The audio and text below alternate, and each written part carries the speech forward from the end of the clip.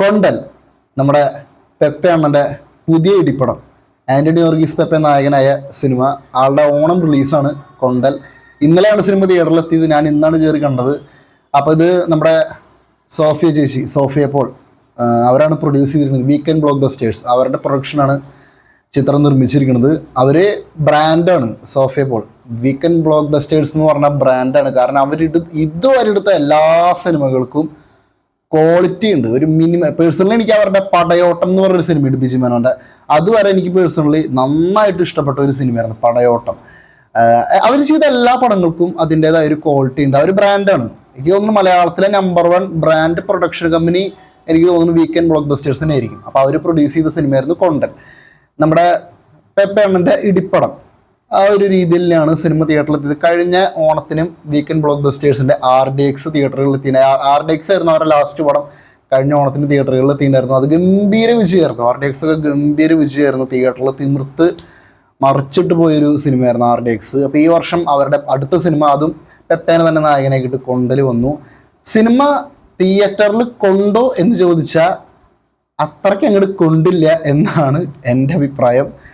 എന്ന് വിചാരിച്ചൊരു മോശം സിനിമ എന്ന് ഞാൻ പറയുന്നില്ല, മോശമല്ല എന്നാൽ നല്ലതുമല്ല. അങ്ങനെയാണ് എനിക്ക് ഈ സിനിമ കണ്ടപ്പോൾ തോന്നിയത്.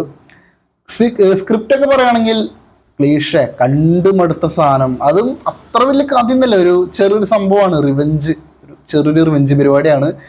സ്ക്രിപ്റ്റിലൊന്നും വലിയ പുതുമയില്ല. പക്ഷെ പടത്തിലെ വിഷ്വൽസ്, ഇത് കംപ്ലീറ്റ് കടലാണ്.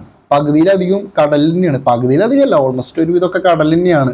കടലിലാണ് സിനിമ ഷൂട്ട് ചെയ്തിരിക്കുന്നത്, മറ്റേ ബോട്ടിൽ.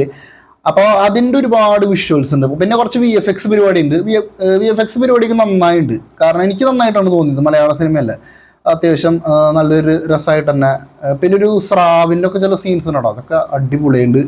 പിന്നെ സൗണ്ട് എഫക്റ്റ്, പിന്നെ മ്യൂസിക്, സാം CS അങ്ങനെ മ്യൂസിക്, പുള്ളിയുടെ വർക്ക് നന്നായിട്ടുണ്ട്. പിന്നെ പടത്തിലെ സൗണ്ട് എഫക്റ്റ് ഒക്കെ ശരിക്കും തിയേറ്ററിൽ കേൾക്കണം. നല്ലൊരു ഡോൾബി അറ്റ്മോസ് തിയേറ്ററൊക്കെ ആണെങ്കിൽ നമുക്ക് എൻജോയ് ചെയ്യാം. ഈ സിനിമയുടെ മറ്റൊരു പോസിറ്റീവായിട്ട് സൈഡ് പറയുമ്പോൾ എടുത്തു പറയേണ്ട ഒരു കാര്യമാണ്, നല്ലൊരു പിക്ചർ ക്വാളിറ്റിയും സൗണ്ട് എഫക്റ്റും ഉള്ള തിയേറ്റർ ആയിരിക്കണം. നല്ല തിയേറ്റർ ആണെങ്കിൽ നിങ്ങൾക്ക് ഈ സിനിമ ഒരുവിധമൊക്കെ നമുക്ക് എൻജോയ് ചെയ്യാം. കാരണം പിക്ചർ ക്വാളിറ്റി കൊണ്ട് സൗണ്ട് എഫക്റ്റ് കൊണ്ട് മാത്രം കുറച്ച് കാര്യങ്ങൾ നമുക്ക് കാണാം. അത് വേറെ പോസിറ്റീവാണ്. പക്ഷേ സ്ക്രിപ്റ്റൊന്നും വിടലാണ്, റിവെഞ്ച് പരിപാടിയാണ്, ചെറിയൊരു സാധനമാണ്. പിന്നെ പെപ്പണ്ണൻ്റെ സിനിമയുടെ സ്റ്റാർട്ടിങ് ഒരു ഫൈറ്റ് ഉണ്ട്, അത് കുഴപ്പമില്ല. പിന്നെ ക്ലൈമാക്സ് ആണ് എനിക്ക് പിന്നെ ഇഷ്ടപ്പെട്ടത്. പടത്തിൽ എനിക്ക് ഇഷ്ടമായി എന്ന് തോന്നിച്ചത് ഈ സിനിമയുടെ ക്ലൈമാക്സ് ആണ്. ക്ലൈമാക്സ് അത്യാവശ്യം നന്നായിട്ടുണ്ട്. നമ്മുടെ പെപ്പണ്ണൻ്റെ ഒരു കിൻഡലിടി, നമുക്കൊരു ഉണർവ് കിട്ടുന്ന ഒരു സാധനം ക്ലൈമാക്സിൽ വരുന്നുണ്ട്. പക്ഷെ പടം 2.5 മണിക്കൂറുണ്ട്.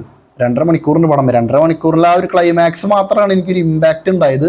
പക്ഷെ അതുവരെ സിനിമ അത്ര ഒരു ഇമ്പാക്റ്റ് എനിക്ക് കിട്ടിയില്ല. എന്നാൽ പോലും മോശമല്ലാത്ത രീതിയിൽ പോയ ഒരു ആവറേജ് സിനിമ, എനിക്ക് അങ്ങനെയാണ് തോന്നിയത്. കാണാൻ താല്പര്യമുള്ളവരുണ്ടെങ്കിൽ കണ്ടു നോക്കിക്കോ. പെപ്പേനെ ഇഷ്ടപ്പെടുന്നവർ, പുള്ളിയുടെ ഇടിപ്പടങ്ങൾ ഇഷ്ടപ്പെടുന്നവരാണെങ്കിൽ ജസ്റ്റ് ഒന്ന് കണ്ടു നോക്കാം. ഒരു ആവറേജ് പടം, നമുക്ക് ഒരു തവണ ചുമ്മാ കണ്ടിരിക്കാൻ പറ്റിയ ഒരു പടം.